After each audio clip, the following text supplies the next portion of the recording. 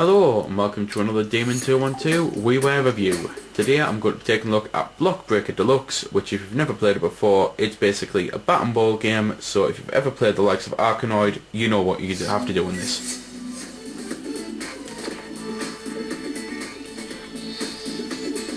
So there we go then, this is the main menu. From here you can basically do things like language or view high scores, stuff like that. And that's pretty much that then. Then you can go into the multiplayer if you want to, 6 stages overall, and basically you've got one bat and ball at one end and vice versa and stuff like that. I'll show you that a bit later on. Then you go into the mission mode, and basically each one of these, obviously you have to unlock them, but each one is just a set of stages and then you get a boss at the end. You can also go into the shop where you can buy things like lives, you can buy the siren over there, you can buy gifts, or you can buy things to help you out, so you can like upgrade some of your power-ups that you'll collect later, like while you're playing. So that's pretty much that then. You can also get gifts and the likes while you're playing through it. You can find the gifts as well as just buying some, so you want to be on the lookout for them.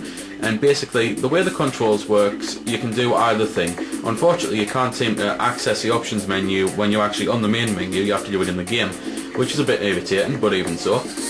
And basically, you can either point and use the Wiimote and the likes to move it side to side, or you can change it so that the D-pad, as you notice, you hold it, you point, and then you use the D-pad to move it side to side. Personally, I prefer the tacked-on Wii controls because they seem to be a bit better and more responsive. And then using the pointer, as you may have just noticed there, you can actually collect your power-ups, or you can just let them fall into your bat. And basically the whole point is you just have to clear the screen of all the blocks. And that's pretty much the whole gist of it. That's what you're going to be doing on every single stage. Unless it's one of the mini games, which basically you unlock the mini games right late on in the game, and which is why unfortunately I can't show you them. But basically there's things like poker, where you still do this, but you have to collect poker symbols to create a good hand, and you have to there's a fruit machine mini game, there's a craps mini game and the like. So that's pretty much that then. It's not really much else to actually say about the game, because as I say, the whole point is it's a bat and ball game, so you just delete everything. There's all sorts of power-ups on the game though. There's the laser, which I had for a few seconds earlier on.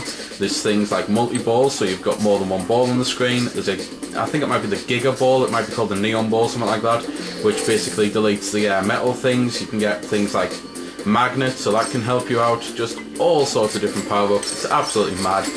And it's one of these games where some people love them and some people hate them. If you are a fan of this style of game, personally I think this is a very good version of it, and it's very fun to play.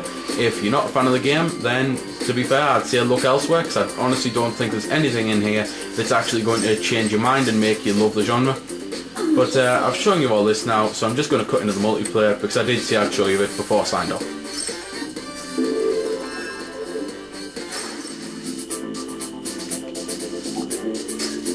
So there we go then, this is the multiplayer, and basically it's whoever gets the most points wins. So obviously you get points by deleting the blocks, and you also get points by putting the ball on your opponent's screen. So basically if every time the ball falls up there, then player 2, nothing happens to him, but I get points because player 2's lost the ball. So let's just basically, whoever's got the most points at the end of all the blocks being deleted wins. And that's pretty much that.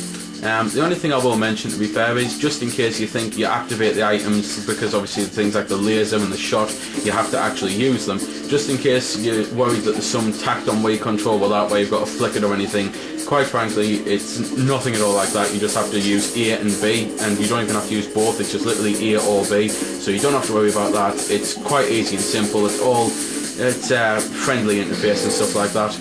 There's pretty much nothing else left to say other than that graphically things, as you can see, are very bright and colourful and neon-y and stuff, and musically things are okay, they're not that bad, so I'm just going to shut up and let you have a little listen.